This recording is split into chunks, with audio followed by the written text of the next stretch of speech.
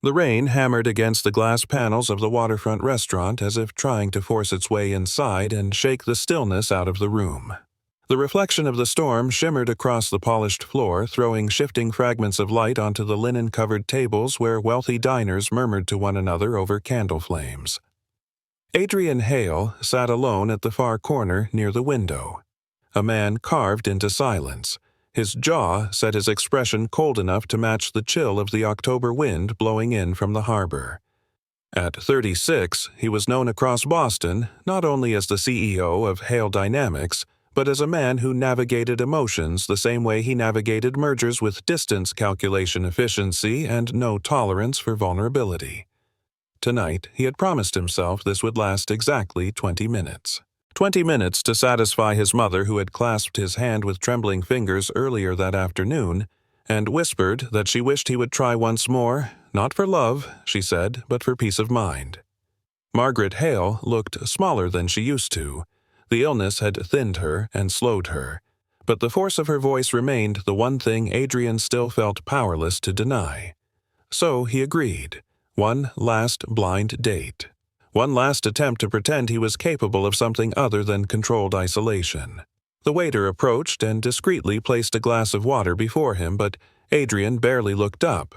His gaze was fixed on the entrance where the door rattled under the pressure of the storm. He hated blind dates. He hated the idea of performing politeness for a stranger. He hated the knowledge that most people came wanting something from him, a connection to his name, his company, his influence. He had learned that lesson brutally 3 years ago when a woman he trusted used his heart as leverage against him and left him in the middle of a scandal that nearly wrecked his reputation. Since then, he had mastered the art of closing every door before anyone could get inside. He checked his watch.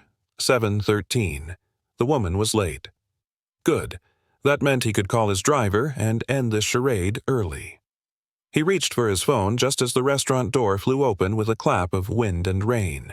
A woman stumbled in shaking water from her hair as the host rushed to offer her a towel. She thanked him with a small nod, then lifted her face and scanned the room. When her eyes landed on Adrian, she hesitated just a moment, then walked toward him with steps that were steady despite the storm still clinging to her. She was not what he expected. No designer dress, no evening makeup, no carefully crafted image meant to impress a billionaire. She wore dark jeans, a rain-soaked coat, and a simple navy sweater. Her hair in loose curls stuck to her cheeks, and her hands trembled slightly from the cold. Yet her eyes were clear-focused and without apology. She reached his table and set her wet umbrella aside. "I think I am supposed to meet Adrian," she said, her voice calm despite her appearance. He blinked once, absorbing her honesty, her lack of theatrics. "That is me," he replied. She gave a faint, almost amused exhale. "I know you do not want to be here," she said. "To be honest, I did not want to come either. I had a school meeting that ran late, and then the rain turned the streets into a mess, and I considered turning around twice. But your mother asked me to try, and she seemed like someone who deserved to be listened to." Adrian stared at her, unsure how to respond. She pulled out the chair opposite him, but did not sit. Instead, she looked at him directly with a quiet candor that disarmed more effectively than charm. "We do not have to pretend," she said. "Not tonight, not for each other. No small talk, no beautiful lies, no expectations. We show up for 20 minutes as two people trying to make an old woman happy, then we leave." The simplicity of her proposal caught him off guard. She finally sat and folded her hands on her lap. The waiter hurried over, offering menus, but she waved politely. "Not yet, thank you." Adrian studied her again, trying to categorize her the way he categorized everyone he met, but she did not fit neatly anywhere. She was soaked from the storm, but unbothered. She arrived late, but did not rush to apologize. She had every reason to try impressing him, but instead she dismissed the entire idea. For the first time in a long while, curiosity slipped past the armor around his mind. She glanced at his untouched glass of water, then at the rain bouncing angrily off the windows. "Rough night out there," she said softly, but with a hint of humor. He cleared his throat. "You could say that, but She leaned back, studying him with the same candid evaluation he had given her. "You were leaving when I walked in, right?" He stiffened. She smiled, not meanly, but knowingly. "I saw you reach for your phone. You were about to give up before we even started." Adrian did not reply. She was right. A waiter passed behind them carrying wine glasses, and the light caught her eyes, turning them briefly from warm brown to almost gold. She rested her elbows on the table, and her voice softened. "Look, I know your mother is worried about you," she said, "and from what I could see when I met her, she must love you very deeply. That kind of love is not something I ignore. That is why I came." Adrian felt something shift, though he could not name it. She was not performing or trying to win him over. She was simply telling the truth. He expected frustration or judgment or pity, but there was none. Only quiet understanding. Outside, thunder rolled across the harbor, and the lights flickered. Nora glanced toward the storm, then back at him. "We survived the rain to get here," she said. "Might as well survive dinner, too." For the first time in years, Adrian felt the edge of a laugh tug at his chest, not fully formed but present. And for the first time in years, he did not want to walk away. He leaned back slightly, allowing a small surrender to settle in his shoulders. "Fine," he said. 20 minutes. She smiled, and something in him thought maybe 20 minutes would not be enough. Nora settled into her seat with a calmness that made Adrian feel strangely unsettled, as if she were the one evaluating him and not the other way around. The storm outside continued its assault on the windows, the sound a steady drum that filled the silence between them, but Nora did not rush to fill it with chatter. Instead, she took a slow breath, glanced briefly around the restaurant, then returned her attention fully to him with an ease that felt almost intimate despite her complete lack of effort to appear so. "You asked nothing about me during the first 10 minutes, she said lightly, as if stating a weather report, but I figured I would start. "I teach music at South End Community School." That made him look up. "Music?" he asked. "Middle school orchestra chorus. Piano lab too," she replied. "The district cut the budget last year, so a lot of what we use is donated." Adrian tried to picture her in a chaotic classroom filled with instruments in questionable condition. Nora gestured absent-mindedly as she talked, as if working in music had made her hands part of the melody she lived within. She described students learning to hold violins that were older than they were, a boy who drummed on his legs when anxious, a girl who only spoke during choir because singing made her brave. There was nothing dramatic in her voice, but her affection for the kids softened each word. Adrian realized she had not asked what he did. Most people launched into questions about Hale dynamics within the first minute. She had not even glanced at his watch or suit, or the subtle signs of wealth that typically shifted a person's demeanor. After a moment, he finally said, "You do not seem nervous." Nora smiled wryly. "Oh, I am. I just learned long ago that trying to impress people usually comes from fear, and I do not like living scared." He had expected at least a hint of flirtation, but she simply stated it as truth. No performance, no coyness. "And you," she added, "do not strike me as someone who enjoys being impressed anyway." That caught him so off guard that for a second he forgot to breathe. Most people tried so hard to charm him, flatter him, win points with him, and here was a woman who simply observed him correctly. "You are not wrong," he admitted quietly. She lifted her glass of water, took a sip, then placed it down gently. "I came because your mother asked," she said. "Not because of your title. I do not need you to like me. I just want to honor the reason she arranged this." Adrian felt heat rise unexpectedly in his chest, a heaviness he had not anticipated. That was the moment a commotion outside drew their attention. Someone sprinting on the sidewalk slipped on the wet pavement. A delivery bag in his hand flew open, spilling cartons of food across drenched concrete. The man scrambled, trying to pick things up as cold rain splashed his back. Diners inside glanced over, then immediately looked away. The staff at the host stand murmured, but no one moved. Without hesitation, Nora stood up. She grabbed a napkin from the table and headed toward the exit before Adrian could speak. She pushed through the revolving door and disappeared into the rain. Adrian remained frozen for a moment, confused by her instinct to act so quickly. When he finally rose and walked toward the door, he saw her kneeling beside the delivery worker, helping him gather the boxes. Rain soaked through her sweater, but she kept her voice gentle steady. She checked the labels, asked if he was hurt, then insisted on buying replacements for the meals that had been ruined. The worker looked overwhelmed by the kindness, mumbling gratitude as she pressed money into his hand despite his reluctance. "You can use this to cover the cost," she told him softly. "Do not worry about me. Get these to the customers while they are still warm." Adrian watched through the glass, his expression unreadable. There was no thrill-seeking energy in her movements, no desire to earn praise or attention, no glancing back to see if he noticed. She simply acted because someone needed help. When Nora returned, she was dripping again, but unconcerned, brushing raindrops from her sleeves as if this were nothing more than a minor inconvenience. "Sorry about that," she said, sitting down once more. He needed a hand. Adrian stared at her. "You just ran out there in the rain." She shrugged. "Food spills. People slip. It is not the end of the world. I was right here." A beat of silence passed. Then he said quietly, "Most people would not bother." She looked at him curiously. "Most people forget how to see each other," she replied. He had no response. She picked up the menu finally and asked, "So, do you usually take your dates to places like this, or am I getting the special treatment?" He felt the corner of his mouth twitch into what could have been the beginning of a smile. "I do not date," he said. Her eyebrow lifted. "At all." "Not in a long time," he admitted.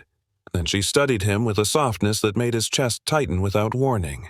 "Maybe that is why your mother worries." The waiter came by, and Nora ordered something simple, choosing without fuss. Adrian could not stop watching her. Everything she did was steady and unembellished and completely unaffected by his presence.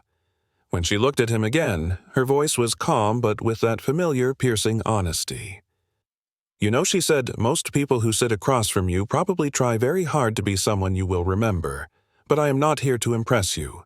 I am here because your mother asked for company for you, not admiration." The bluntness landed like a stone in his ribs, but instead of irritation he felt something unexpected. Relief. The storm outside continued to pound the windows, but inside something quieter was happening. Something he had not felt in so long he almost did not recognize it. Interest. Genuine and unforced. Nora reached for her water again, then hesitated. "By the way," she said, "I did notice you kept looking at the door earlier. I figured you were planning your exit." Adrian inhaled sharply, realizing the truth had been visible to her from the start. She leaned forward, her expression gentle, not accusing. "I'm glad you stayed." It was the first time in 3 years that someone's words left him entirely unguarded. When they stepped out of the restaurant, the storm had calmed to a steady cold drizzle, the kind that soaked in quietly and lingered long after the sky stopped crying. The valet rushed to bring Adrian's car around, but Nora stood with her hands in her pockets watching the rain hit the pavement as if it were just another ordinary night. Adrian opened the passenger door for her out of reflex, and she hesitated for a second, studying him with that same disarming clarity she had shown all evening before finally sliding in with a soft thank you. Once inside the warm cabin, she did not chatter or fidget the way most dates did. She just settled in and looked out the window as if giving him space to find his thoughts, which somehow made the silence feel both comfortable and intensely revealing. As he pulled onto the slick road, she finally spoke. "You seem quieter than you were at the restaurant." He kept his eyes forward. "I am thinking." "About what?" She turned her head slightly, not prying, just present. He exhaled and said the first truth that arrived. "About you." Her eyebrows lifted in mild surprise, but she did not tease him, did not turn the moment into something dramatic or charged. Instead, she asked in the same calm tone she always used, "What part of me?" He tightened his grip on the wheel. "You do not try to impress me." "Most people do." She nodded as though this were not news. Then she said the thing that sliced through his composure. "Why do you think you need to be impressed?" His breath caught. She continued gently, but without hesitation. "I do not mean about status. I mean emotionally. You looked at me tonight the way someone looks at a puzzle they hope will solve itself." Her voice was soft, but it scraped something raw inside him. He shifted, slightly uncomfortable with how accurately she read him. "Not many people have ever said that to me." She smiled faintly. "Not many people want to see beneath the surface, but I do, and it does not scare me." The words unsettled him deeply, not because they were bold, but because they were honest. They stopped at a red light, and Nora's reflection in the windshield hovered beside his like a quiet truth insisting on being heard.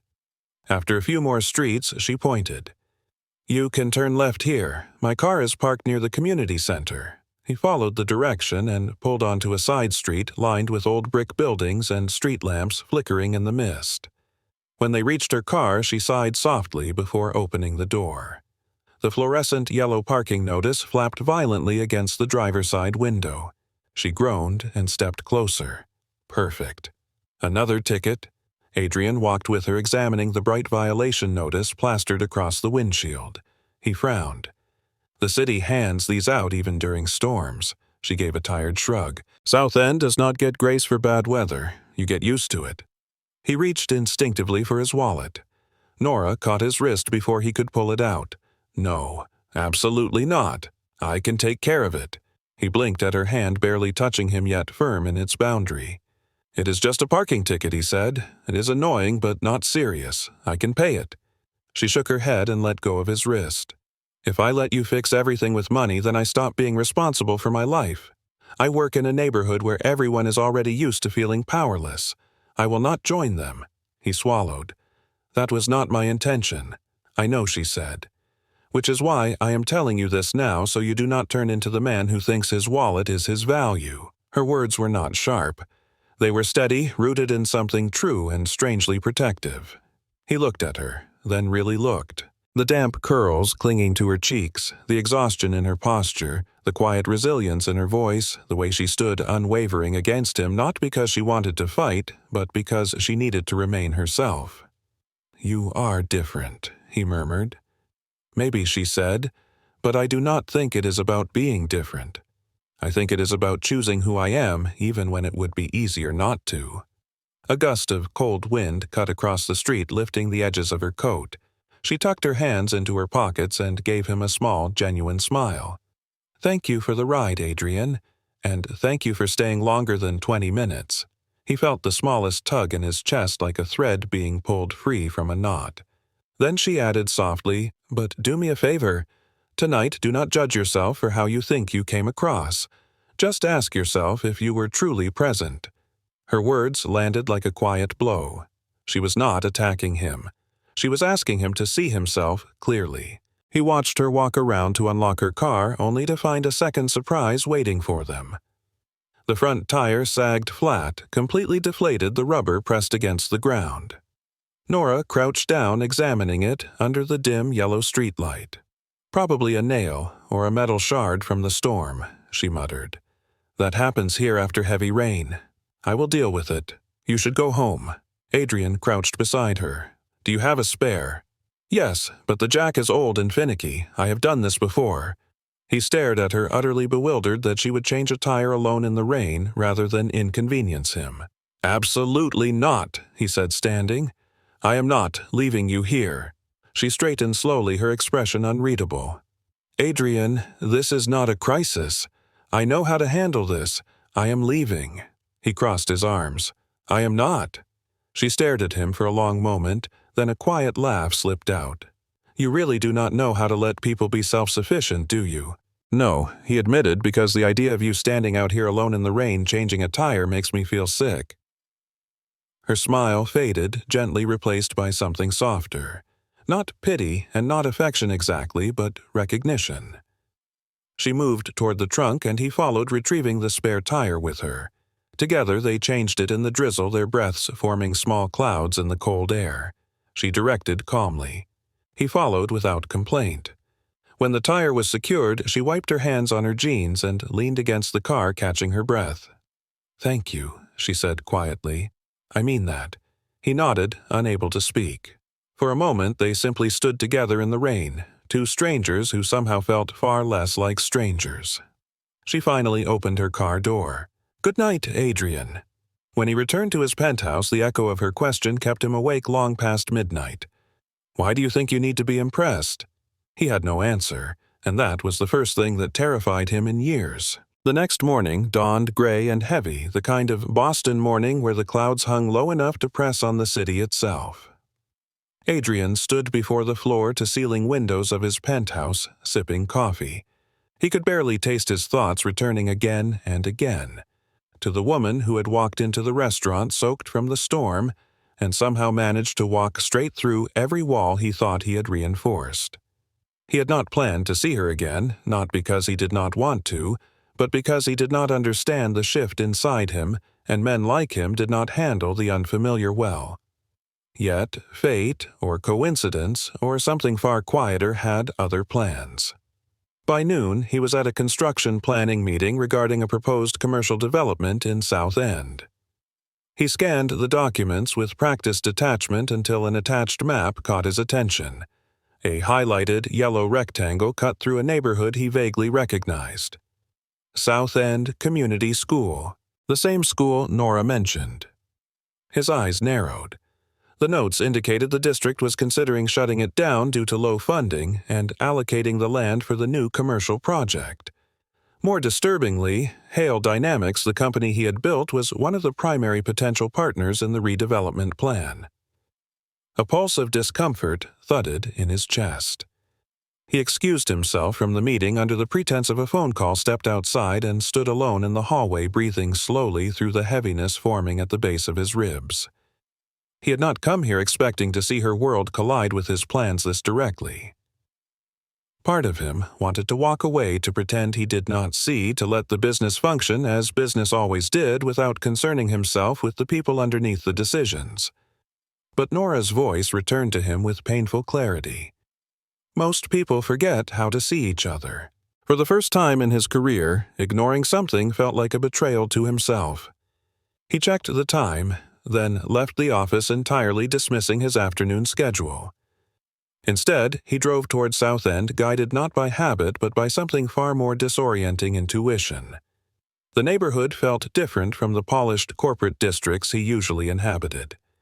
Narrow streets lined with apartment buildings, corner shops, murals painted onto brick walls depicting stories of families and community. It was not a place designed for profit, but for people. He parked along the curb near the school's modest entrance. The building was older, its red bricks weathered but clean, its playground cracked but clearly cared for.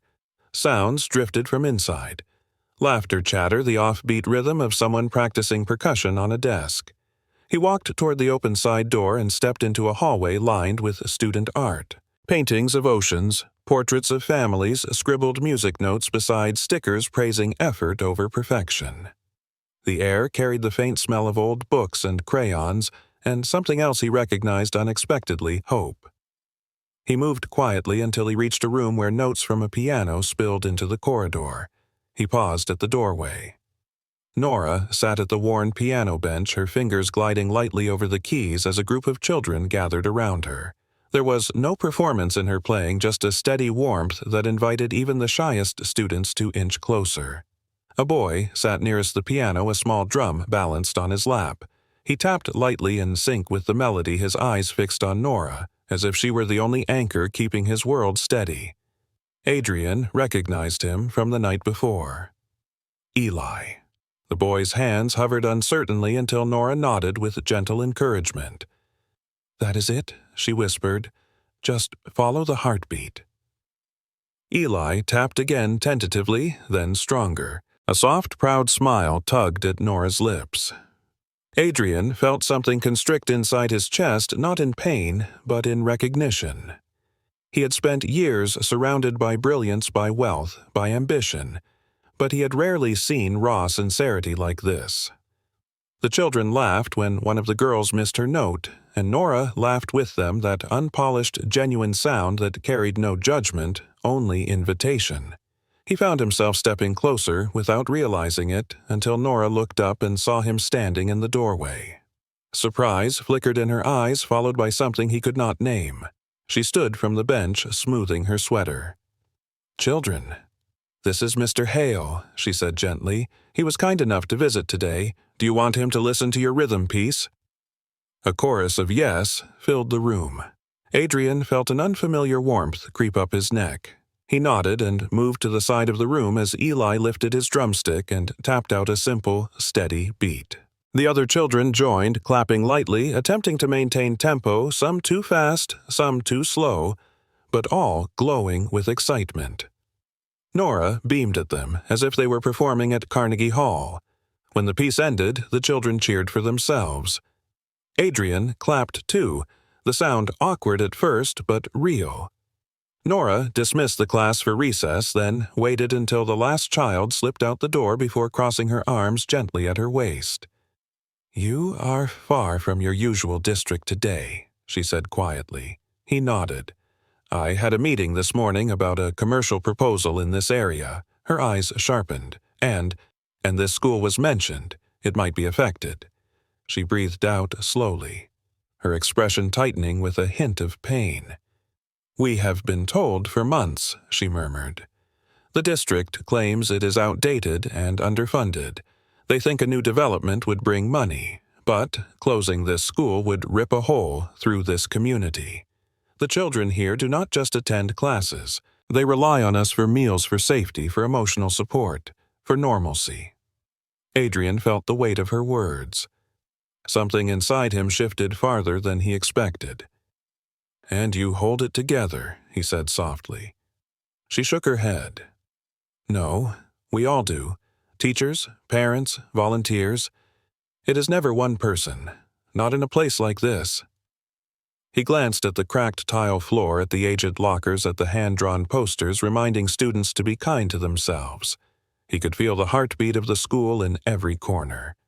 When he looked back at her, she was watching him carefully as if trying to understand the reason he was really there. "Why did you come, Adrian?" He hesitated, then answered with the first truth that arrived. "Because after last night I could not pretend any more that the world I make decisions in is separate from the world other people live in." Something flickered in her expression. Surprise, maybe respect, maybe both. Eli chose that moment to poke his head back into the room. He looked between them, then walked to Nora, pressing a small plastic drumstick into her hand. She knelt, whispering something reassuring before sending him back out to recess. Adrian watched the interaction quietly. Nora turned to him again, her voice gentler. "This school is always at risk," she said. "Every year we fight to keep it alive. Some days it feels like we are shouting into a void." He felt an unfamiliar pull urging him to say something comforting, but the words refused to form. Instead, he said the only thing he was certain of: "You should not have to fight alone." For a heartbeat, she looked at him as if she believed him. Then she lowered her gaze. "No one ever really stays long enough to help," she said quietly. As she walked toward the door to join her students, he felt a faint ache beneath his ribs, the kind that made him wonder whether he was already more involved than he intended to be. And as he stepped back into the gray Boston afternoon, he carried with him an unexpected guilt and a deepening question he could not shake. Why did he care so much?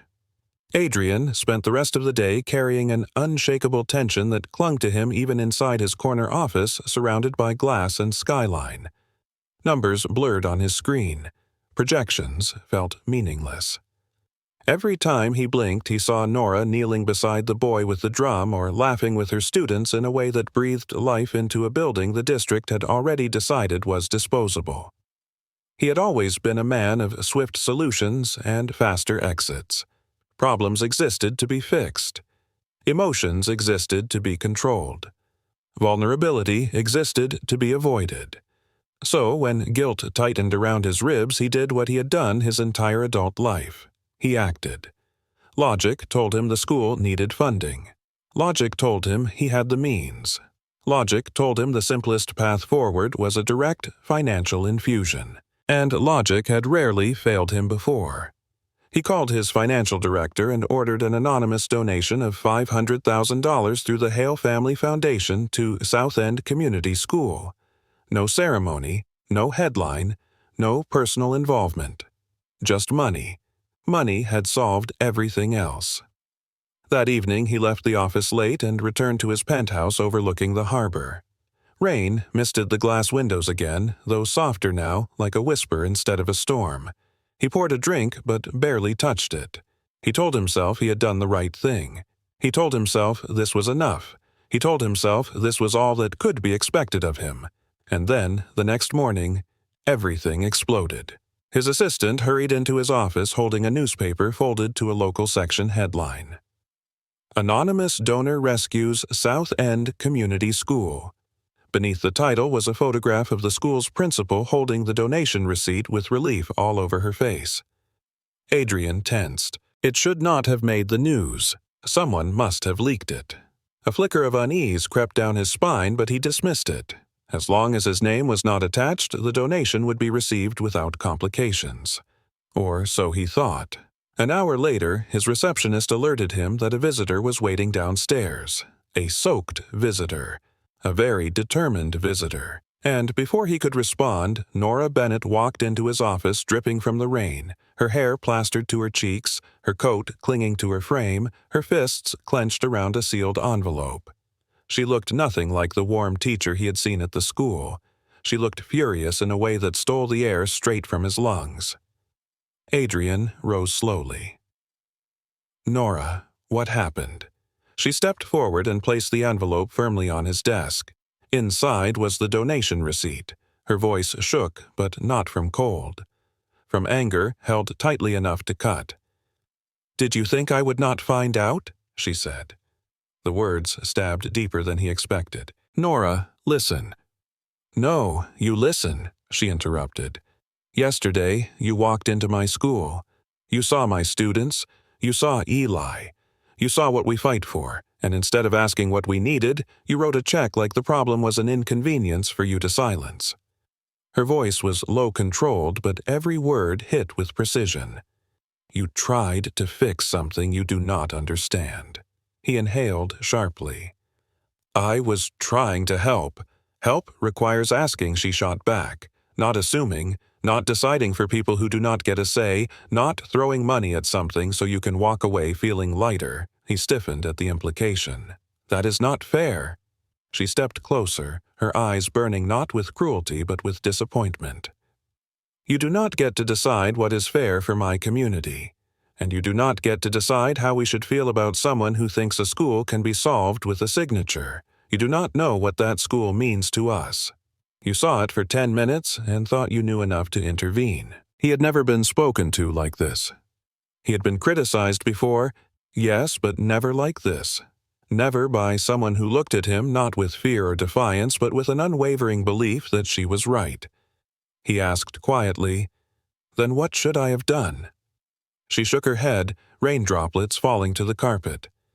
"You should have shown up. You should have asked. You should have listened." Her voice broke on the last word. "We are not a problem for you to fix, Adrian. We are people. Real people." Something clenched painfully inside him, repeating her words in a loop. People. Real people. She pressed the envelope into his hands. "I am returning the donation. The school cannot accept money given without understanding." He stared at her stunned. $500,000 could keep her program alive for years. "Why would you refuse this?" She held his gaze without hesitation. "Because if I accept it, I am telling my students that their worth depends on the pity of someone who cannot even look them in the eye long enough to know their names." Adrian felt the breath leave his chest.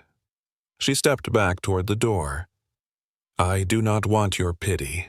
I do not want your guilt, and I definitely do not want your charity. If you want to help, then come back and ask us what we need. Do not guess. Do not assume. Ask." She reached for the doorknob, but paused. Her voice softened not in forgiveness but in truth. Money can keep a building open, but presence keeps a community alive. He swallowed hard. "Nora, I did not mean to offend you. I was trying to do something good." She looked at him with an expression that held both sadness and strength. "I know you were." That is the worst part. You do not even see how your version of good can hurt people who cannot afford to be invisible. Then she left. The office door closed behind her with a quiet click that sounded far louder than the storm outside. Adrian stood alone, his chest tight, his pulse unsteady, the envelope heavy in his hand. No one had ever spoken to him like that. No one had ever looked at him like that. No one had ever refused his help. And though his pride should have been bruised, resentment should have risen. Embarrassment should have scorched him. He felt only one overwhelming sensation. She was right. Completely, painfully right. And, for the first time in years, Adrian Hale wanted to understand instead of fix. The day after Nora stormed out of his office, Boston felt colder than usual, as if the city itself sensed something coming. Adrian tried to bury himself in work, but every spreadsheet, every email, every meeting dissolved into fragments of Nora's voice echoing in his mind. Presence keeps a community alive.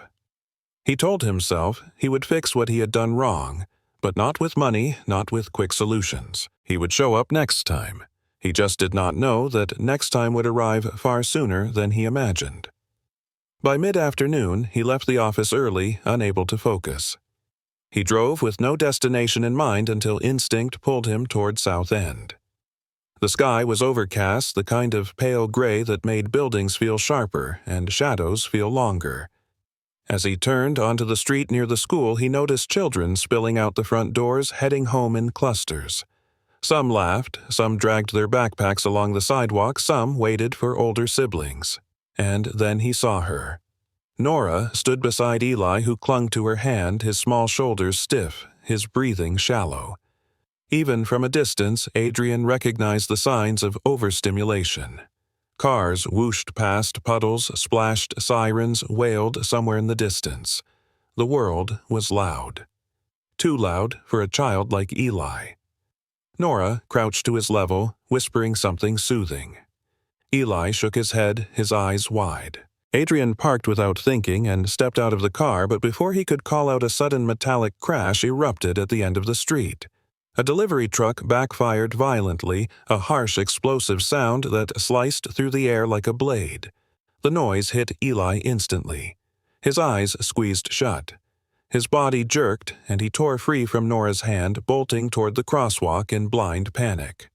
Nora's scream sliced the air. "Eli!" She sprinted after him, her boots skidding on wet pavement. Adrian did not remember deciding to run. His legs simply moved, carrying him fast down the sidewalk. Everything happened in seconds. A sedan turned the corner, its tires screeching as the driver slammed the brakes. Nora lunged, grabbing for Eli just as the car skidded to a halt, but not fast enough, and Eli stumbled from the momentum, falling hard onto the asphalt. The sound of his small body hitting the ground cracked something open inside Adrian. He reached them just as Nora gathered the trembling boy into her arms, her face pale and wet with tears. Eli whimpered, his breath ragged, his palm scraped and bleeding, his knee swelling rapidly. Adrian knelt beside them, his voice breaking. "It is okay. You are okay." The crowd circled instantly, phones rising like a swarm of watching eyes recording the pain of a frightened child. Adrian's chest ignited with fury. "Stop filming." He shoved a phone aside, his voice sharp enough to cut through the chaos. He shielded Nora and Eli with his body blocking the cameras, his jaw clenched tight. "Give them space. Back up." The crowd hesitated, sensing the authority in his tone, and slowly stepped back. Nora clutched Eli, pressing her forehead to his as she whispered, "You are safe, sweetheart. Breathe with me. Slow, slow, slow, just like in class." Adrian recognized the shaking in her voice, the fight to keep control while terror clawed at her ribs. He pulled off his jacket and wrapped it around Eli's shoulders. Nora looked up at him, her eyes shining with panic. "He needs the ER," she whispered. "Now." Adrian nodded immediately, lifting Eli into his arms with a gentleness that contrasted sharply with the rage still burning beneath his skin. The boy curled against him, clutching his shirt with trembling fingers. "I have you," Adrian murmured. "I promise I will not let go." Nora ran beside him as he carried Eli to his car, ignoring the people staring.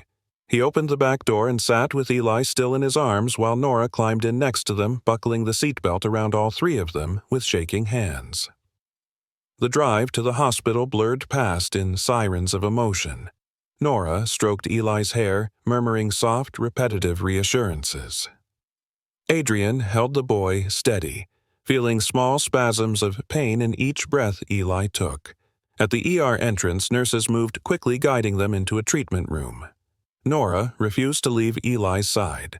Adrian stayed as well, silent but solid, anchoring the space with presence alone. When the doctor examined Eli, confirming a mild concussion and soft tissue injury, Nora sagged in relief, tears spilling silently down her cheeks. She brushed them away angrily as if ashamed. Adrian touched her arm gently. "It is all right to be scared." She shook her head. "I should have held him tighter. I should have known the noise would overwhelm him. I should have." "Nora, stop," Adrian said softly. "You saved him.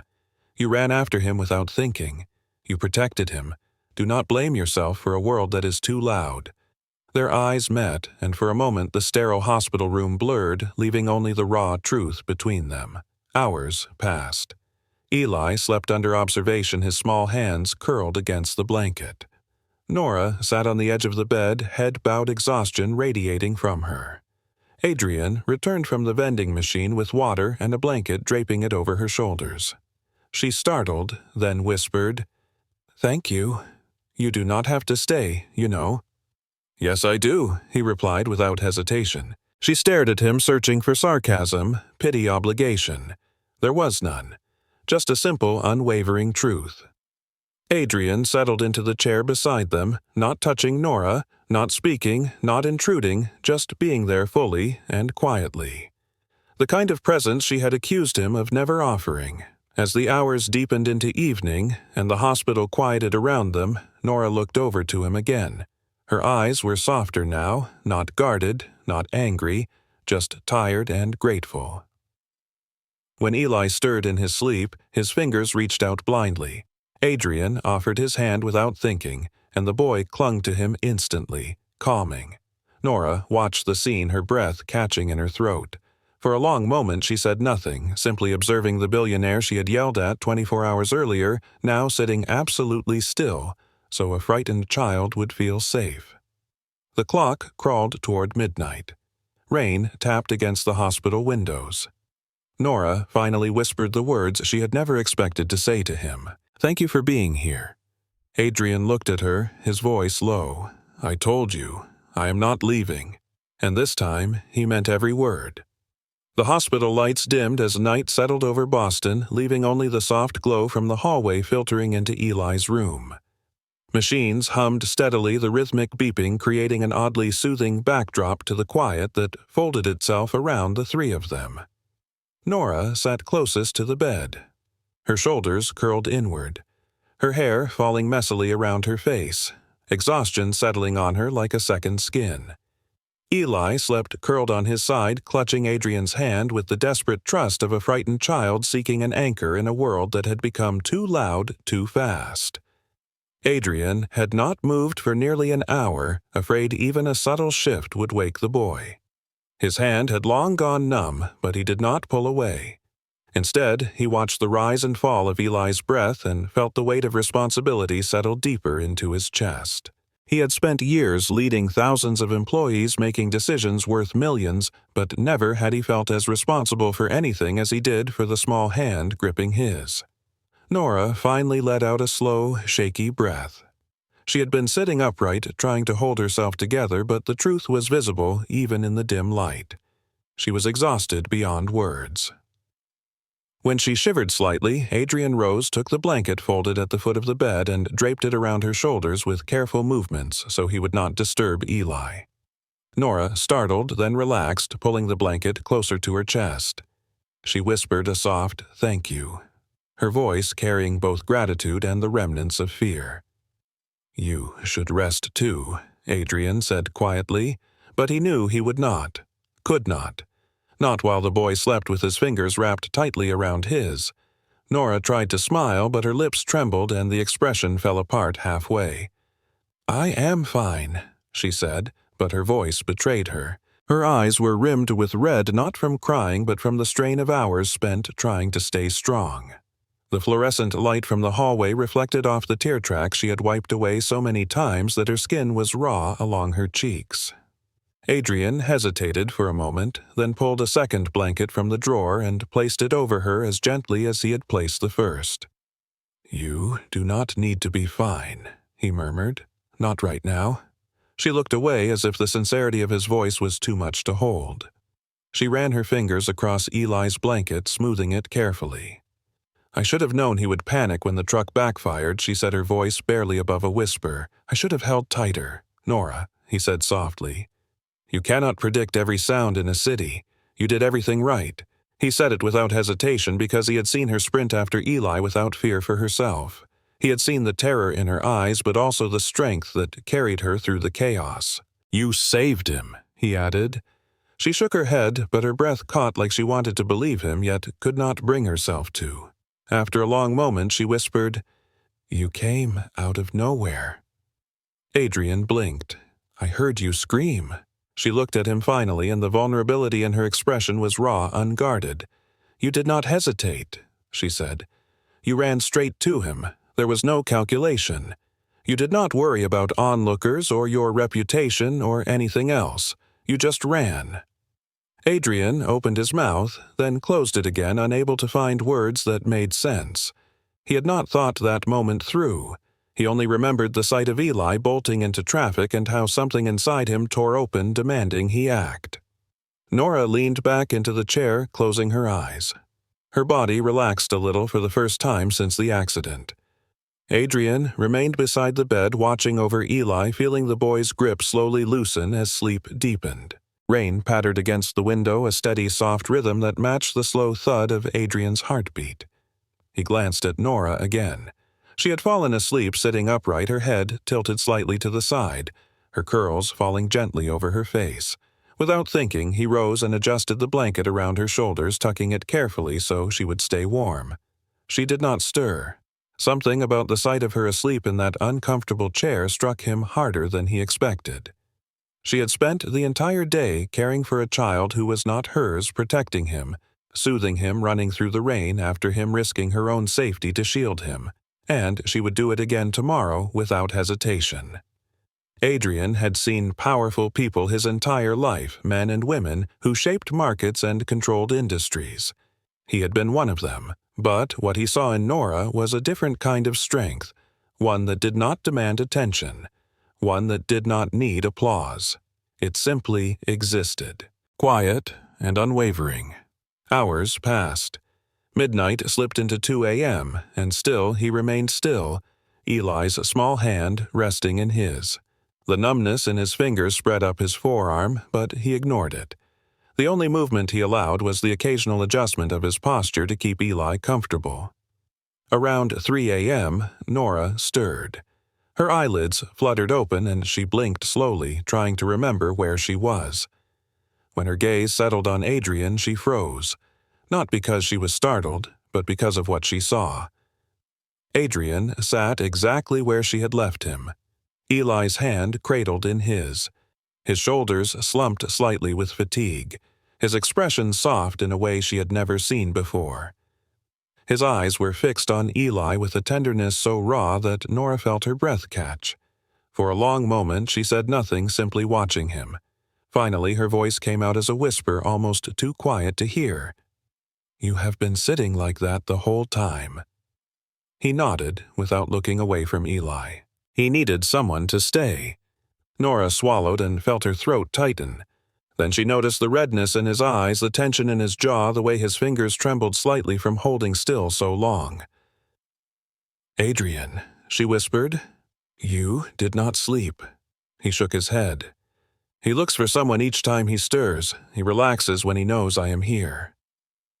A wave of emotion crashed through her so strong she had to grip the armrest of her chair to steady herself. She had seen men walk away from responsibility before. She had seen men freeze under pressure or hide behind pride. But she had never seen a man like this.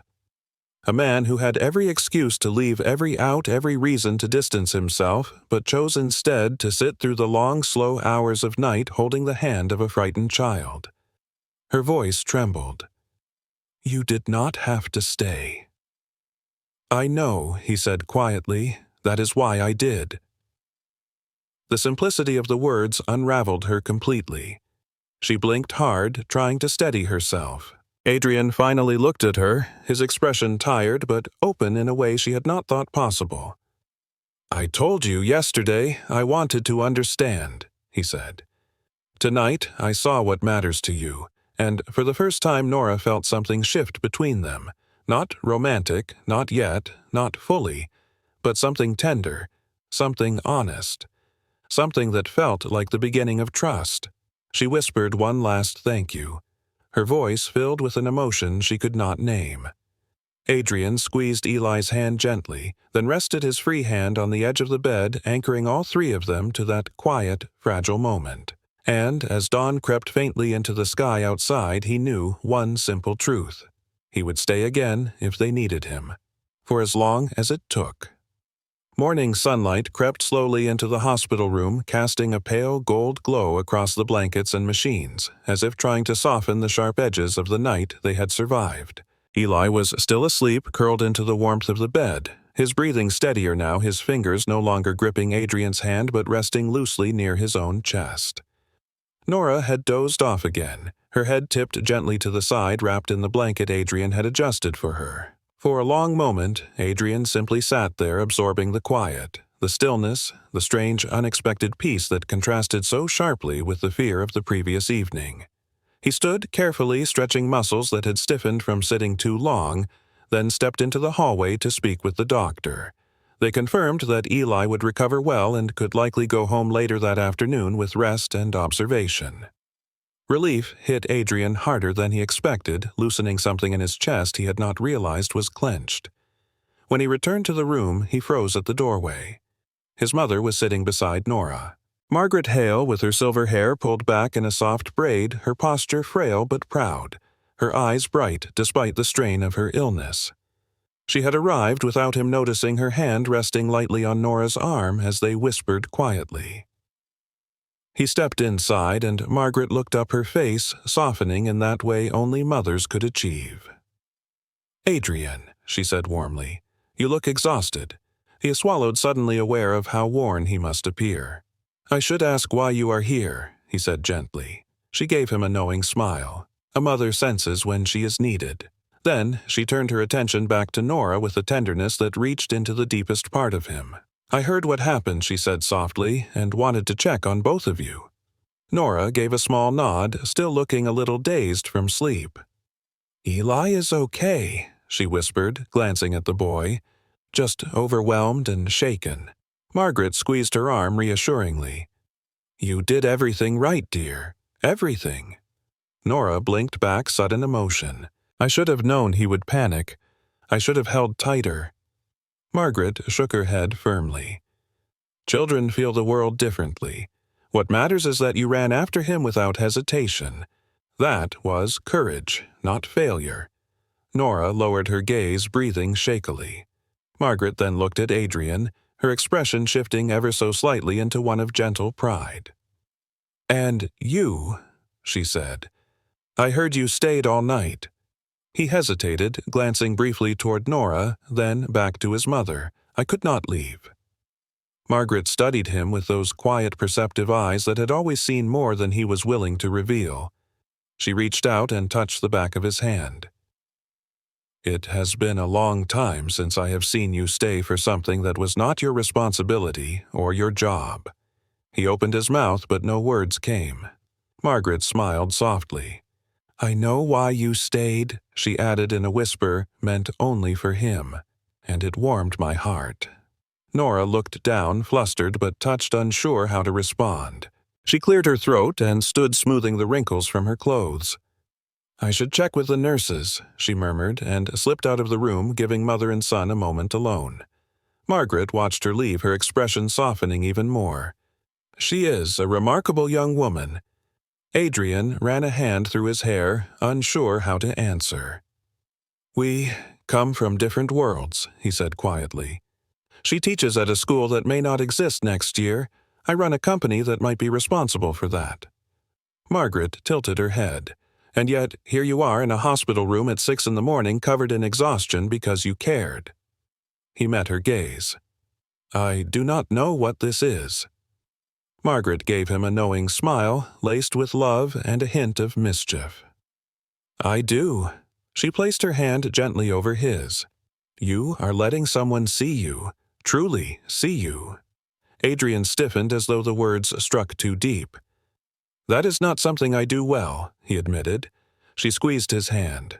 "Maybe not. But she is not asking you to be perfect. She is asking you to show up. That is all she has ever asked since she walked into that restaurant." Adrian stared at his mother, taking in her frail posture, her tired eyes, and the quiet confidence in her voice.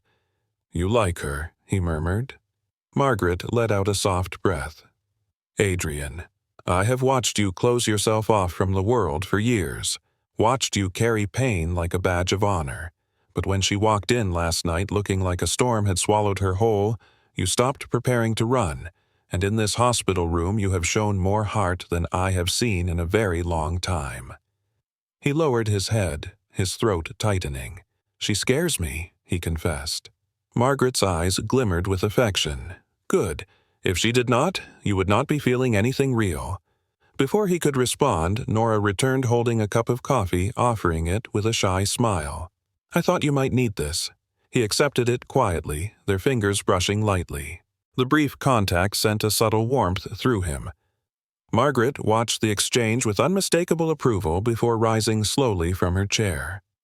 "I should let you two focus on Eli," she said. Nora immediately stood ready to help. "Do you need anything, Mrs. Hale?" Margaret smiled at her. "Just call me Margaret, dear. And no, seeing you both here has already made my morning." Nora flushed slightly and nodded. Margaret stepped closer, touching Nora's cheek with surprising tenderness. "You are stronger than you realize," she said softly, "and my son is better when you are near." Nora looked startled, overwhelmed, humbled. Margaret then turned to Adrian. "Do not waste what you have been given," she whispered. Then she left the room, moving slowly but with purpose. When the door closed behind her, Nora exhaled shakily. "Your mother is extraordinary," she murmured. Adrian nodded, watching the doorway long after Margaret had disappeared. "She saw everything last night." Nora wrapped her arms around herself, suddenly self-conscious. "I was not at my best. Panic makes me forget how to breathe." He turned to her, voice soft. "She saw your strength. She saw your courage. She saw how fiercely you loved those kids. And she saw how much being here mattered to me." Nora bit her lip, lowering her gaze. She had every reason to feel vulnerable, but instead she held herself with quiet humility. She glanced at Eli asleep in the bed, then at Adrian, her voice trembling just slightly. "Thank you for staying," she said again. "I meant it." Adrian stepped closer, his tone low, steady, unguarded. "I told you I would not leave, and I will not. Not now, not later." Ra blinked, unable to hide the way his words struck her. For the first time since the accident, something in her expression softened not just with gratitude but with trust. A trust she did not give easily. And, as they stood together beside the boy who had pulled their worlds into the same orbit, Adrian understood that his mother had been right. Something in him was changing, and he was not afraid of it anymore. The news began spreading before Eli was even discharged from the hospital, rippling through Boston with the speed and hunger of gossip that smelled like scandal. By the time Adrian drove Nora and Eli back to her modest apartment in South End, whispers were already forming in online forums and neighborhood group chats. Someone had filmed a tiny blurry clip of him shielding Eli during the accident and posted it with the caption, "Billionaire CEO saves child in South End chaos." Within hours, it had been reshared thousands of times. At first, Adrian ignored it. The only thing that mattered was getting Eli settled on the couch with blankets and juice and making sure Nora had everything she needed. He even ordered groceries to be delivered without telling her. though she frowned when she realized the delivery bags were full of healthy snacks and tissue boxes and new ice packs. "I told you not to overstep," she murmured, but he could hear the gratitude beneath the exhaustion. He cleaned quietly, straightened pillows, replaced a burnt-out light bulb in her kitchen, never once asking for permission. By the second day, however, the outside world began pounding on his life with the force of a tidal wave.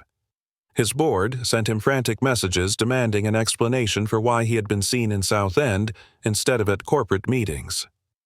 News outlets requested statements. Investors questioned whether his involvement with a teacher from a struggling neighborhood signaled instability or distraction. The worst hit him on the morning of the third day. A headline in a business column read, "Hale Dynamics faces scrutiny," as CEO entangles with public school scandal. Adrian exhaled sharply, feeling something hard and cold form in his stomach. When he arrived at the office, several board members were already waiting in the conference room, their faces tight and disapproving. One of them cleared his throat the instant Adrian sat down. "We have concerns about your recent behavior." Another added, "Your association with that woman is creating unnecessary noise." That woman, Adrian repeated slowly, fighting to keep his voice even. "Her name is Nora Bennett, and she is a teacher. She is also currently linked to a highly publicized accident involving a minor the board member shot back.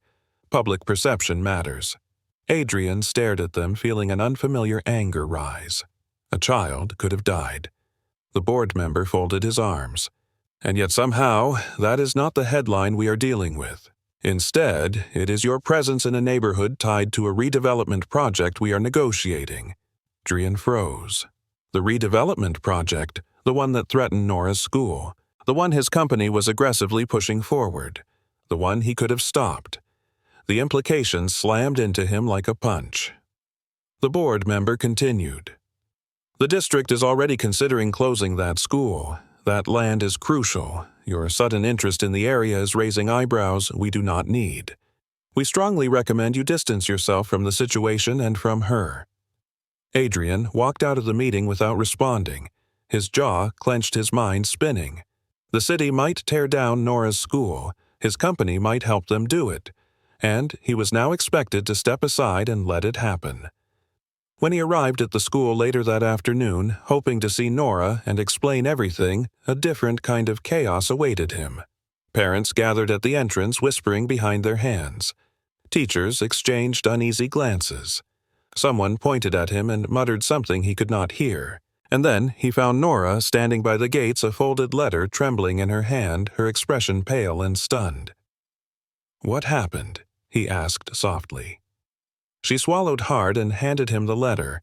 It was from a group of parents, a petition, a request for her temporary removal from teaching duties. They claimed her involvement in the accident proved she could not keep students safe. They claimed her connection with the billionaire made them uncomfortable.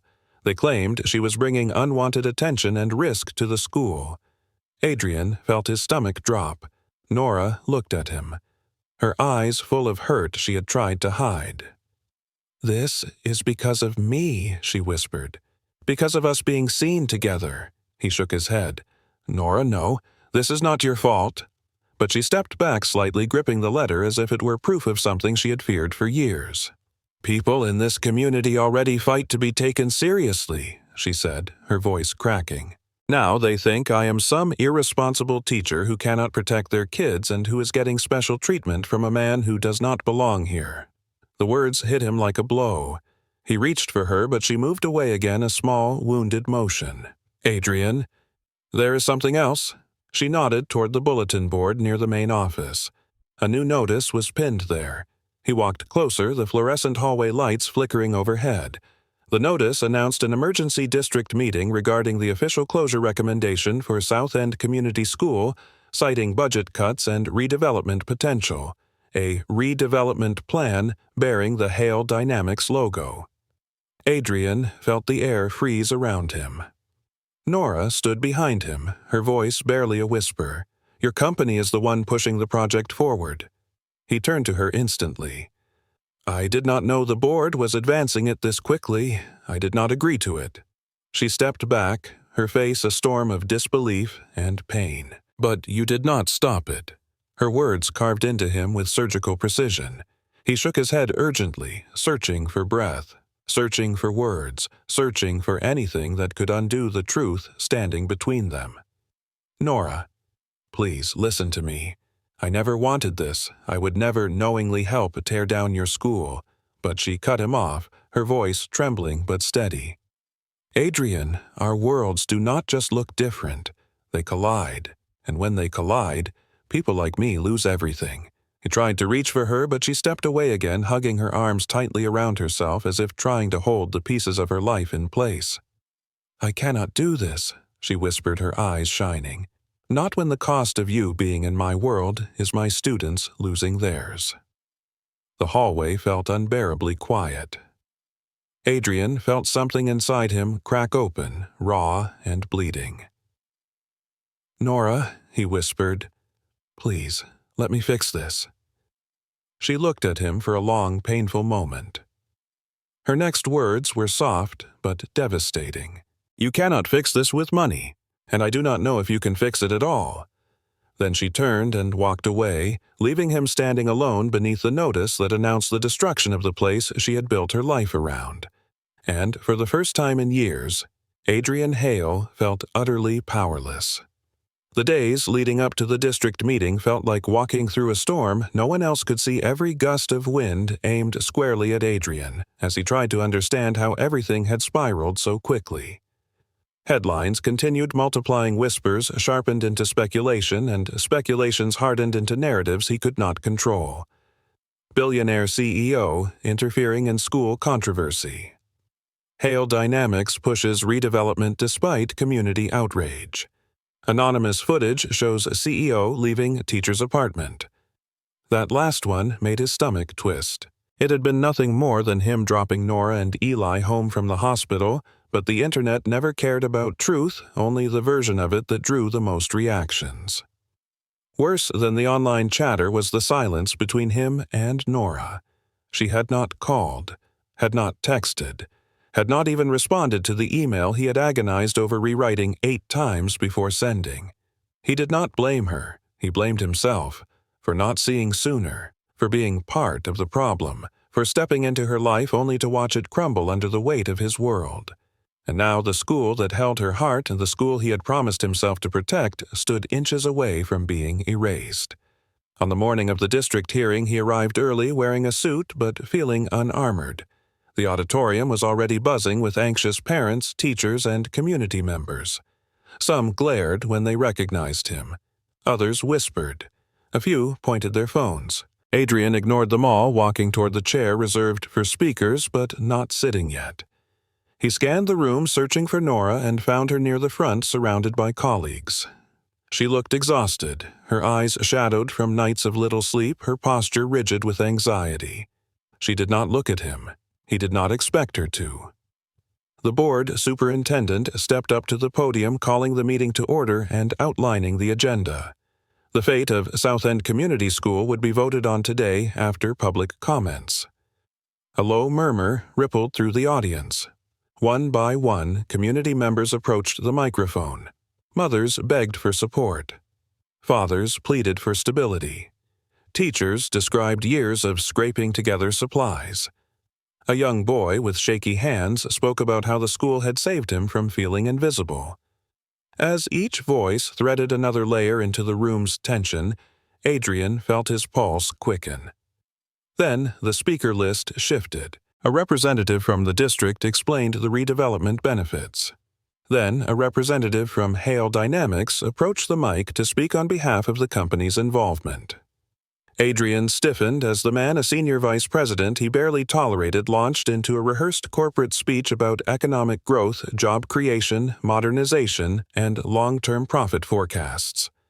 The crowd bristled. No mention of students, no mention of community, no mention of the school at all. Something inside Adrian snapped open wide and clear. When the representative stepped down, Adrian walked toward the podium without waiting for permission. The room fell into buzzing confusion. The superintendent adjusted his glasses. "Mr. Hale, You are not scheduled to speak. I am speaking anyway. Adrian said, his voice steady, the kind of steady that carried more weight than shouting ever could. People turned. Cameras lifted. Nora finally looked at him, her eyes tightening in distrust. Fear, something between them, breaking. Adrian inhaled. "Thank you for hearing me," he began.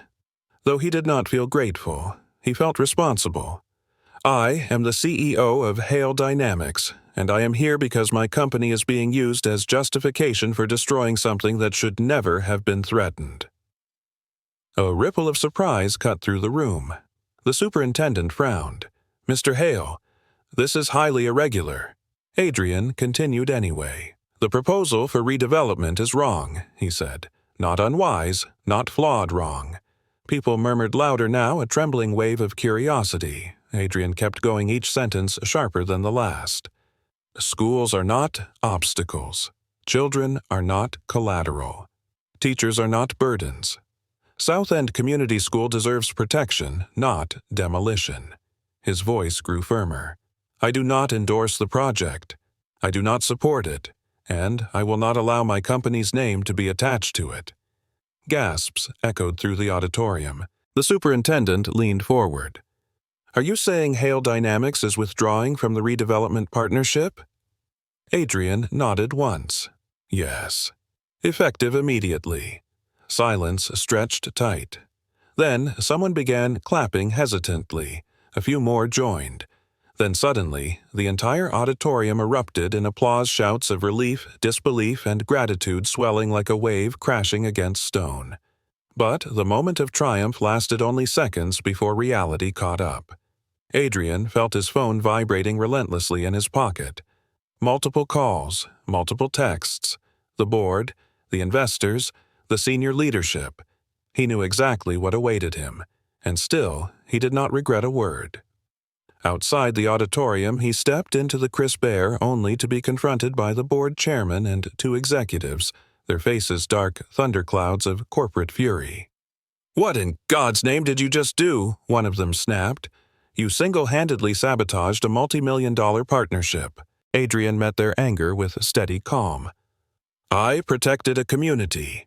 "You endangered this company," the chairman hissed. "Our stock is already dropping. Investors are requesting emergency meetings. Your behavior has been erratic, unacceptable, and now destructive." Adrian inhaled slowly. "I did what was right." The chairman's voice turned icy. "You are suspended, effective immediately, pending a full internal review." "Hand over your badge."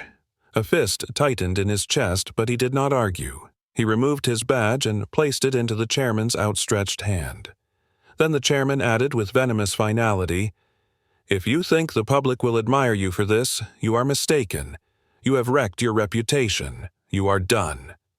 They stormed off, leaving him standing alone on the concrete steps, the applause from the auditorium echoing faintly behind him as the future he had spent decades building unraveled in a matter of minutes. Adrian inhaled the cold air, letting it steady him.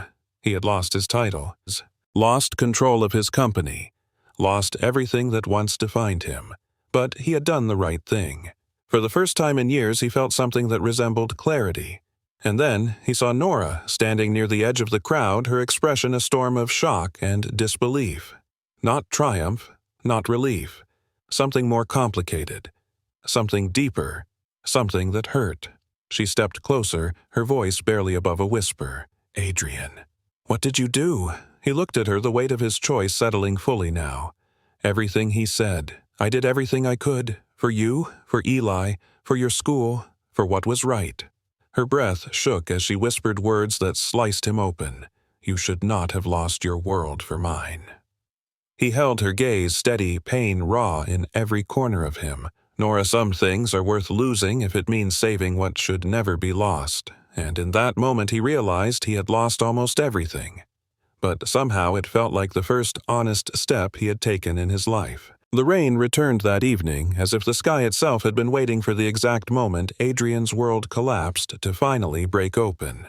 Boston's narrow streets glistened under the downpour streetlights, bending into long, trembling reflections across the pavement. Nora walked home alone. hood pulled tight around her face while her mind replayed the scene outside the district building over and over, the sound of applause, the board's fury, the look in Adrian's eyes when they took his badge. She had not asked for any of this. She had not asked him to fight her battles. And yet he had, at the cost of everything he had built. The guilt pressed against her ribs like an ache she could not name. She reached her apartment door, but her hands hesitated on the keys, her breath fogging in the cold air. Then she saw him. Adrian stood at the bottom of the short stairway, rainwater streaking down his face, soaking through his shirt, plastering his hair to his forehead. He did not hold an umbrella. He did not try to shield himself. He simply stood there as if the storm was the only place he belonged now. Nora froze, gripping the railing, her heart thudding so hard she wondered if he could hear it over the rain. "Adrian," she whispered, "what are you doing here?" He looked up slowly, and she had never seen him like this, not in the restaurant, not in the hospital, not even in the board meeting footage spreading online. His expression was stripped bare of every layer of pride, distance, and control he had worn like armor for years. "I needed to talk to you," he said, his voice low, rough from cold and emotion. "I needed you to hear the truth." She swallowed the weight in her throat, pressing harder. "You should not be out here. You will get sick." He shook his head. "That is not what matters right now." She stepped down slowly, each step feeling heavier than the last until she stood at the base of the stairs inches from him. Rain slid down her cheeks, mixing with her breath. "Adrian, you lost your position, your future, everything because of what happened at the meeting," she said, her voice trembling. "You should not have sacrificed that for me." His chest rose and fell with sharp, unsteady breaths. "I did not do it for you." Nora stared, startled, hurt, confused all at once. Adrian took a step closer, rain dripping from his lashes. "I did it because it was right," he said. "Because that school deserves to exist. Because those kids deserve a safe place. Because Eli deserves stability. And because you—" His voice faltered. He tried again, this time softer. "Because you showed me what actually matters." Nora blinked rapidly, rainwater and emotion blurring her vision. Adrian continued, voice cracking. "You wanted me to see the world without money, without power, without calculation. I did. I finally did, and I cannot go back." Her breath hitched. "You should not throw away your life to prove something." He shook his head more fiercely than she expected. "Nora, my life was not a life. It was a structure. A polished, expensive cage filled with expectations and duties and silence. What I lost was an illusion. What I found—" His voice broke fully for the first time. "What I found was real." Nora stepped back a fraction, overwhelmed. Adrian reached out instinctively, then stopped midair, letting his hand fall to his side, respecting the invisible boundary between them. His voice softened into something raw, almost fragile. "I came here to tell you the truth, not the polished version, not the careful version, not the version that protects me. The truth is, I am terrified of losing you, of failing the child who trusted me when he grabbed my hand in that hospital bed, of not being enough for the world you live in." His throat tightened. "But I am also tired of living in fear of feeling anything at all." He looked up, meeting her eyes through the rain. "You asked me once if I ever looked at anyone without calculating. Nora, that night in the restaurant was the first time I did, and I have not stopped since." Nora's breath trembled as her heart cracked open in ways she had tried desperately to prevent. She wanted to speak, but no words came. Adrian stepped closer until the rain between them felt like a veil instead of a distance. "I am not confessing some dramatic love story," he said gently. "I do not expect anything from you. I do not even know where this goes, but I know one thing with absolute certainty. I am here. I am staying. Not because you need saving, not because I want redemption, not because I want gratitude. I am staying because for the first time in my life I want to." Nora closed her eyes, and a tear escaped, mixing instantly with rain. Her voice emerged in a broken whisper. "I am scared, too." Adrian exhaled shakily. I know. She shook her head, pressing a hand to her chest. I have seen people promise things and leave the moment it becomes inconvenient. I have seen men say they care until the world asks something of them. I cannot lose more than I already have. Adrian's voice softened even more as he stepped close enough for her to see the rain trembling on his lashes. Then do not believe my words, he said. Believe my actions. Believe what I choose when no one is watching. Nora opened her eyes, and in the dim glow of the streetlight she saw everything he was trying to hide. Fear, hope, heartbreak, and something unspoken that she had not allowed herself to name. She looked at him through the falling rain, whispering the truth she had been too afraid to admit. I do not need a billionaire. I do not need a savior. I just need someone who stays. Adrian breathed out a soft, trembling whisper. Then I will stay. Not for a night. Not for a moment. Not because you are hurting. Not because you need me. But because I choose you. Nora's chest tightened, her heart pounding against her ribs. She stepped closer, though not quite touching him. Close enough that the rain falling between them slowed, as if even the storm wanted to witness the moment. Her voice shook. Then let time prove it. His eyes softened in a way that changed the air between them. It will. They stood there for a long, fragile moment, rain falling around them like a curtain drawing their worlds into the same quiet space. And for the first time since their worlds had collided, something inside both of them finally began to heal. 1 year later, Boston woke to the first warm day of spring sunlight spilling across rooftops, melting the stubborn traces of winter that clung to the edges of the sidewalks. The breeze carried the faint scent of budding trees and the distant echo of children laughing on their way to school. South End Community School stood exactly where it always had, but everything about it felt new. The playground had been repaired. The windows replaced, the art rooms expanded, and the cracked steps leading to the main entrance had been smoothed and repainted by volunteers who showed up every weekend for months. A small brass plaque by the doorway read Hail Music Foundation, proudly supporting arts in public education. Adrian stood in front of the plaque now, adjusting the placement of a potted plant that had shifted in the wind. He wore a simple light sweater, rolled at the sleeves, not the tailored suits he once lived in. His hair was longer and softer at the edges, his face tired but peaceful in a way that came only from choosing a life rather than inheriting it. A year ago, he would have rushed past this spot, planning 10 tasks ahead, rehearsing boardroom strategies, tightening everything around him like a belt pulled too sharply. Now he checked that the plant looked welcoming to the students because Nora had once mentioned that a school entrance should feel like a hug. He still remembered laughing at the idea before realizing she had been right. He heard footsteps behind him and turned to see Nora walking toward the school, holding Eli's hand on one side and a stack of sheet music on the other. Her hair was pulled back loosely, strands escaping in the morning breeze, her eyes bright with the focused calm she always carried when the day began. She was no longer just the music teacher. The district had appointed her arts coordinator for 3 local schools thanks to the success of the foundation's programs. Good morning, she said, smiling, shifting the sheet music without letting go of Eli. You are early. Adrian shrugged in the quiet, humble way he had adopted over the past year. I wanted to make sure everything was set for the performance. She glanced at the potted plant and gave him an amused look. And the plant needed your supervision, of course.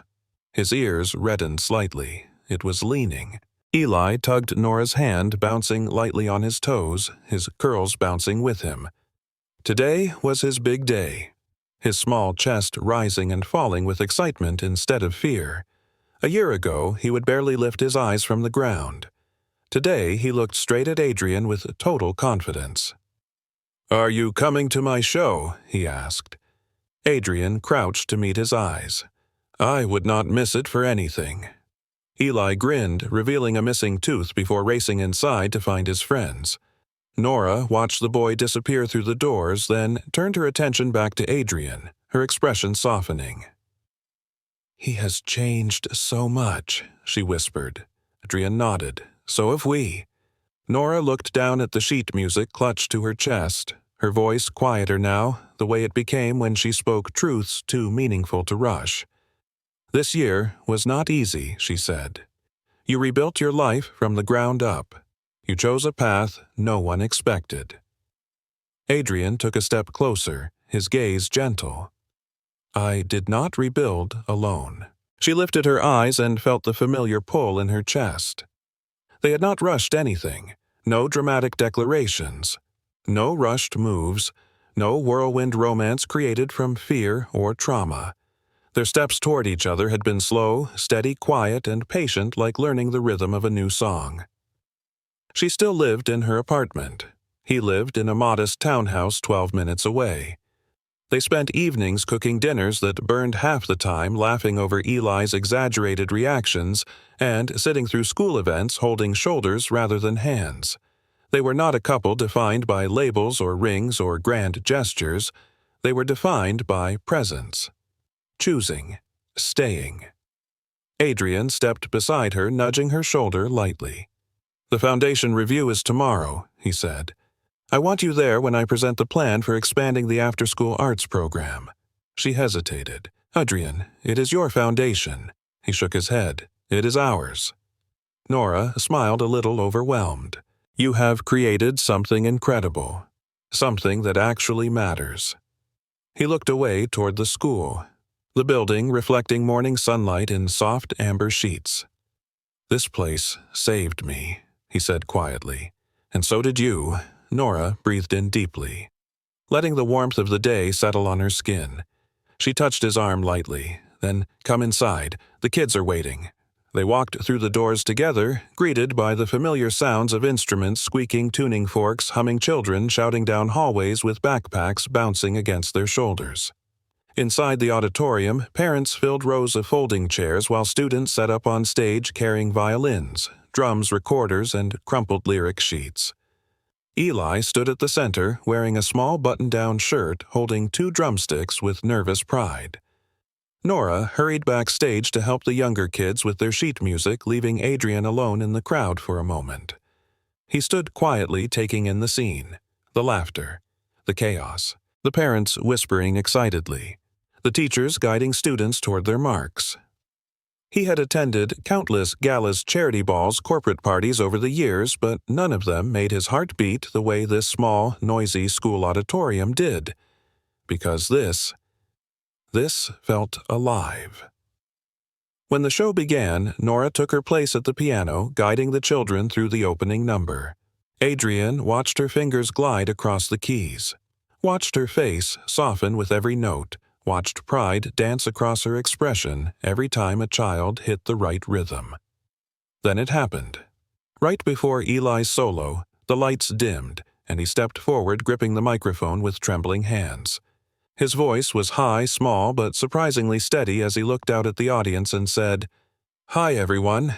Before the show starts, I want to say something." Nora's head snapped toward him, eyes widening. Adrian leaned forward in his chair. Eli swallowed hard. "I want to thank Miss Nora for helping me be brave," he said, his little voice echoing through speakers. "And I want to thank Adrian for staying with me in the hospital and for helping our school." The room fell silent in the sweetest way.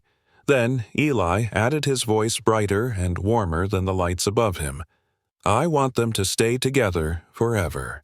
A soft, rippling laugh spread across the room, mixed with a few parents saying, "Aw," under their breath. Nora covered her face with her hands, overwhelmed. Adrian's breath caught something in his chest, tightening and softening all at once. Eli lifted his drumsticks proudly. "That is all. Thank you." And with that, he began his solo, hitting every beat with determination and joy. Nora looked at Adrian from across the stage, their eyes meeting in a moment so full of emotion it felt like a quiet promise spoken without words.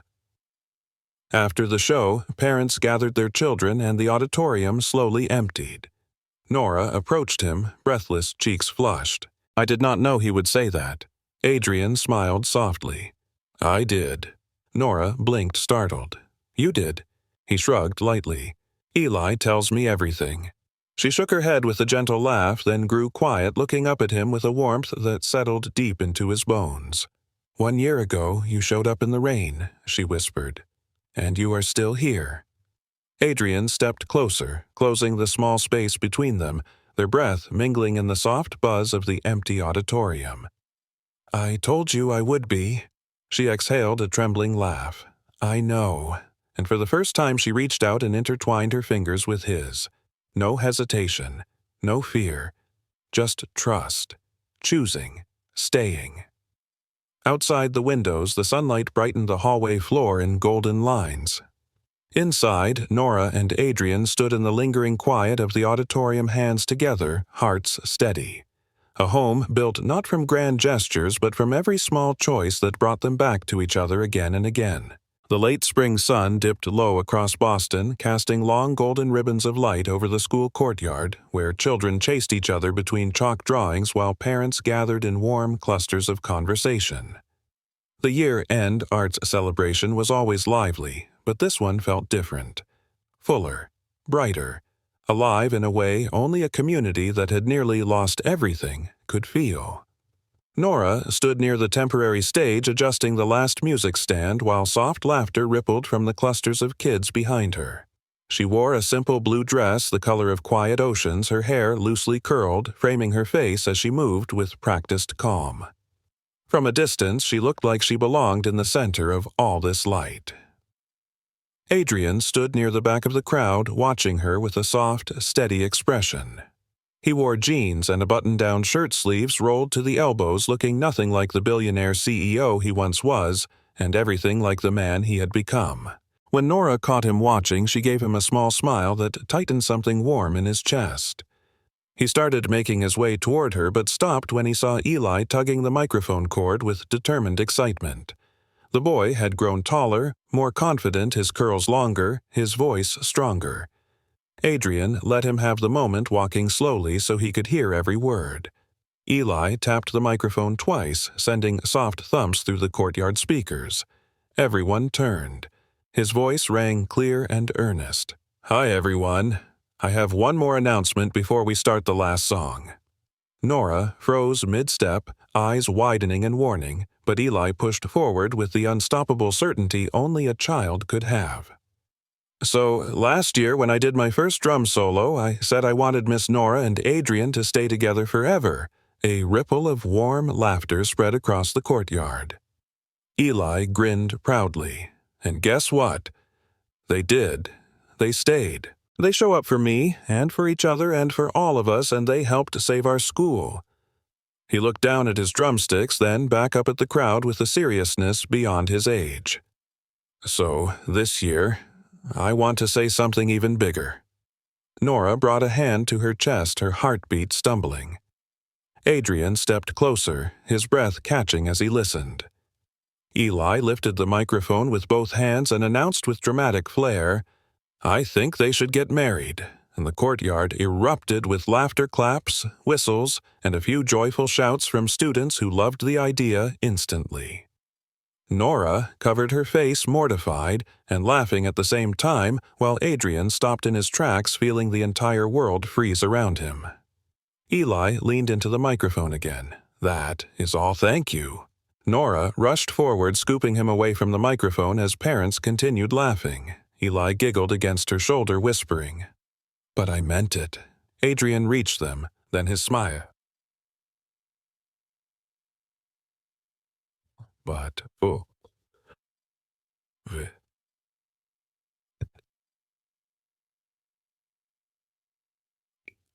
Nora looked up at him, cheeks flushed. "I swear I did not know he would say that." Adrian gently brushed a curl behind her ear. "I believe you." Music began behind them as the students prepared for their final number, filling the courtyard with warm, bright noise. Parents began settling into seats, teachers herded students back into rows, laughter bubbled everywhere. But Nora and Adrian stood still in the middle of it all, their worlds no longer colliding but folding into each other with gentleness. Adrian looked down at her, voice low. "You know he is not wrong." Nora's breath hitched. "Adrian," she whispered, warned but hopeful. He continued quietly, "I am not saying today, or tomorrow, or because of a microphone and a very determined 9-year-old. Her eyes softened. "Then, what are you saying?" He took her hand, weaving their fingers together slowly, reverently. "I am saying that I meant every promise I made that night in the rain, and every promise after. I am saying I am here, for the long run, for as long as you will have me." The courtyard noise faded for a moment, leaving only the sound of children tuning instruments and the soft brush of wind through spring blossoms. Nora stepped closer, her palm warming his. "I never asked you for anything more than presents," she whispered. "And you showed up for everything." He smiled. "And I will keep showing up."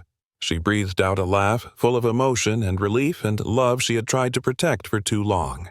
Before she could speak again, the music swelled and Eli waved urgently from the stage, signaling them to take their seats.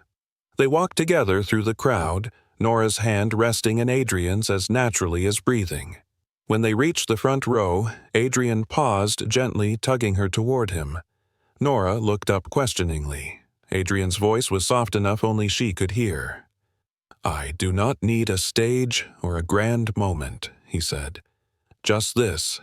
You, me, and a school courtyard full of people, you changed." He leaned forward, pressing a kiss to her forehead, a gesture full of tenderness and intention. Nora closed her eyes, letting herself feel all of it. The music began, the children's voices rising in an unsteady but beautiful chorus. Families swayed. Teachers wiped their eyes. The sunlight wrapped the courtyard in a warm glow. And in the front row, Nora and Adrian sat, close hands intertwined. Hearts steady breathing in the life they had built, not through wealth or power, but through presence, care, and every choice that led them back to each other. As the final notes of the performance drifted into the golden air, the crowd erupted with applause.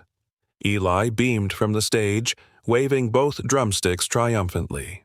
Nora laughed and clapped. Adrian watched them both, his heart full in a way he had never known in his previous life. He whispered a quiet truth meant only for her. "Thank you for showing up that night." Nora turned to him, eyes shining. "Thank you for staying." The wind carried their words across the courtyard, tinged with sunlight and children's laughter. And the simple truth settled gently between them. The girl who showed up had changed his life forever. If you are still here listening to this story, then maybe somewhere in your own life you understand exactly what Nora and Adrian discovered. Love does not always arrive with fireworks or perfect timing or sweeping movie moments.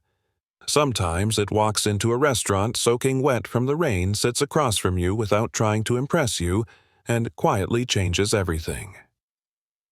Sometimes the person who shifts the entire direction of your world is not the one who dazzles the room, but the one who stays when the room gets quiet. And right now, if this story touched you even a little, if it made you feel seen or hopeful or reminded you of someone who once showed up for you in a small, simple way, then do me a favor. Take 1 second to tap the like button. It might seem small, but for a storytelling channel like ours, it tells YouTube that these quiet emotional stories matter and that they should be shared with more people who need them. And if you want to hear more stories just like this, ones that make you breathe slower, think deeper, and believe again in the kind of love that grows through everyday choices instead of grand gestures, then hit subscribe. It is completely free, but it helps us keep building this community of listeners from all over the world who gather here each week to sit with one more story. Maybe you came here because you love billionaire romance.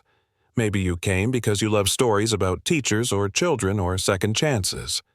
Or maybe you came because you needed a reminder that real love is not loud, but consistent. Whatever the reason, I am glad you are here. And if you want to make my day, tell me in the comments where you are listening from. I read them all. Are you in New York, Los Angeles, Houston, Miami, London, Manila, Sydney, Trinidad, Blue Ridge, Georgia, Chicago, Dallas, Toronto? Let me know. I always reply as Emma, and I love seeing our Soul Stories family grow, city by city, country by country. And one more thing. If you had been in Nora's place on that rainy night walking into a blind date you did not want, what would you have done? Would you have stayed? Would you have left? Would you have given someone like Adrian a chance, even if his world looked nothing like yours? Tell me your answer in the comments. It helps us know what kinds of twists, choices, and emotional moments you want in next week's story. Also, tell me your favorite moment from this story. Was it the rainy meeting that changed everything? Was it the hospital night when Adrian stayed without being asked? Was it the school board confrontation when he chose what was right over what was profitable? Or was it that tiny funny moment during the last performance when Eli grabbed the microphone and tried to marry them off in front of half of Boston? Every comment helps this channel grow, but more importantly, it helps us understand you, our listener, and craft stories that speak to your heart. And if you want even more ways to support us, share this video with just one friend. 1. Send it to someone who loves romance, someone who needs a lift, someone who believes in small acts of kindness, or someone who has forgotten what it feels like to be chosen. Because maybe this story is exactly what they need today. Thank you for spending your time with me tonight. I know there are thousands of videos you could watch, but you chose to sit with this one from beginning to end, and that means more than you know. Until next time, this is Emma reminding you that real love is not about perfection. It is about presence. So, stay kind, stay open, and stay ready. Because the moment that changes your life might begin with someone simply showing up.